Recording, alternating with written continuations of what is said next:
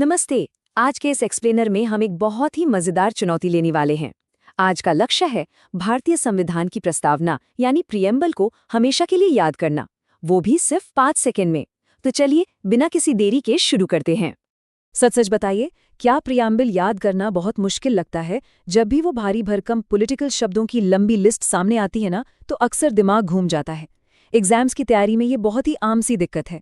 कई बार तो लगता है कि यार इसे रटना नामुमकिन है। लेकिन टेंशन मत लीजिए, आज इस क्लास में हम रटेंगे नहीं बल्कि समझेंगे। आज के बाद ये परेशानी हमेशा के लिए खत्म होने वाली है। और यहीं एंट्री होती है हमारी जादुई मास्टर की। बस एक छोटा सा कोड याद रखना है, सम सा पल लौं सन जाग। जी हाँ, बस इतना ही। सुनने में शायद कोई अजीब सा मंत्र लग रहा होगा, लेकिन सच मानिए ये वो मास्टर की है जिसमें पूरी प्रस्तावना का सीक्वेंस छिपा हुआ है।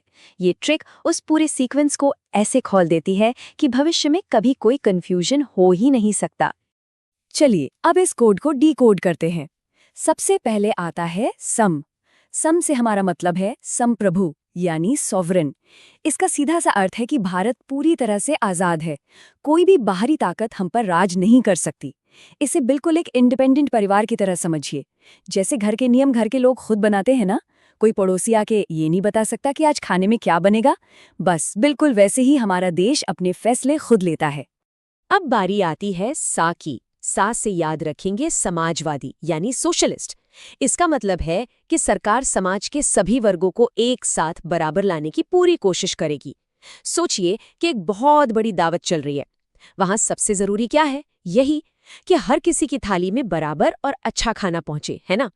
समाज का कोई भी इंसान पीछे ना छूटे, चाहे कोई अमीर हो या गरीब, सबको आगे बढ़ने के एक जैसे मौके मिलने चाहिए।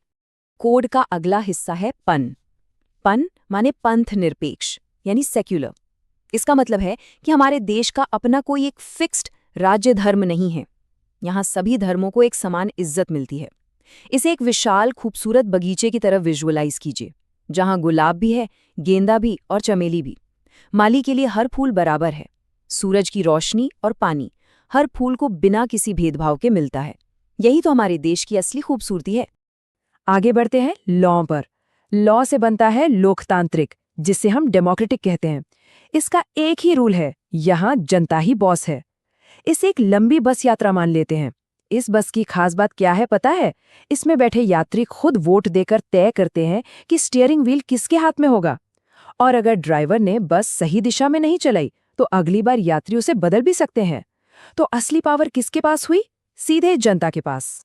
अब आता है दूसरा स, जो हमें देश की संपूर्णता यानी यूनिटी एंड इंटेग्रिटी की याद दिलाता है।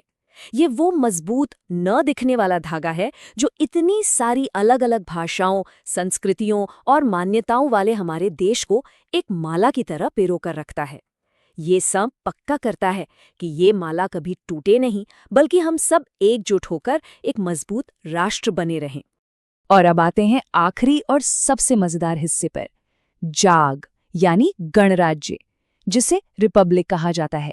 इसका सिंपल सा मतलब है कि देश का जो मुखिया होगा यानी हमारे राष्ट्रपति, वो जनता के द्वारा चुने जाएंगे। ये बिल्कुल क्रिकेट टीम की तरह है, जहां टीम अपना कप्तान खुद चुनती है। ऐसा नहीं होता कि पुराने कप्तान का बेटा अपने आप अगला कप्तान बन जाए। मतलब हमारे यहाँ कोई राजा महाराजा नहीं होता। काबिलियत से कोई भी ऊंचे से ऊंचे पद तक पहुंच सकता है। ओके, तो अब समय आ गया है एक क्विक रिकॉल चैलेंज का। अभी तक हमने जो कुछ भी सीखा है उसे टेस्ट तो करना पड़ेगा ना। तो तैयार हो जाइए। इस जादुई कोड के हर एक हिस्से को हम तेजी से अपने दिमाग में दोहराएंगे। देखते हैं ये ट्रिक असल में कितनी काम करती है। चलिए एक साथ फटाफट बोलते हैं। पहला सम यानी संप्रभु, दूसरा सा यानी समाजवादी, तीसरा प यानी पंथ निरपेक्ष, चौथा लॉ यानी लोकतांत्रिक, पांचवा स यानी संपूर्णता और एकता, और छठा जाग यानी गणराज्य। सम सा प लौ संजाग। देखिए तो, है ना कमाल? जो सीक्वेंस थोड़ी देर पहले किसी बड़े पहाड़ जैसा लग रहा था, उसे हम सब ने मिलकर चुटकियों में 5 सेकंड से भी कम वक्त में याद कर लिया। आप सोचिए, ये ट्रिक सिर्फ एक दिमागी खेल नहीं है, बल्कि आपके आने वाले एग्जाम्स के लिए एक ब्रह्मास्त्र है। एसएससी हो, यूपीएससी हो या रेलवेज, जब भी प्रिएम्बल के सीक्वेंस वाला सवाल आएगा तो एग्जाम के उस भारी प्रेशर में भी कोई गलती नहीं होगी, ये पक्का है। इस ट्रिक के बाद आपका एक भी नंबर कटने वाला नहीं है। तो आज के इस एक्सप्लेनर में हमने एक बहुत बड़ी पॉलिटिकल गुत्थी को मजे मजे में सुलझा लिया है। अब आप लोग बताइए, ऐसा कौन सा दूसरा मुश्किल टॉपिक है जिसे हमें अगली क्लास में इसी तरह डिकोड करना चाहिए? अपने जवाब नीचे कमेंट्स में जरूर बताइएगा। इसी तरह कुछ नया और मजेदार सीखते रहने के लिए जुड़े रहिए। मिलते हैं अगले सेशन में एक और शानदार ट्रिक के साथ।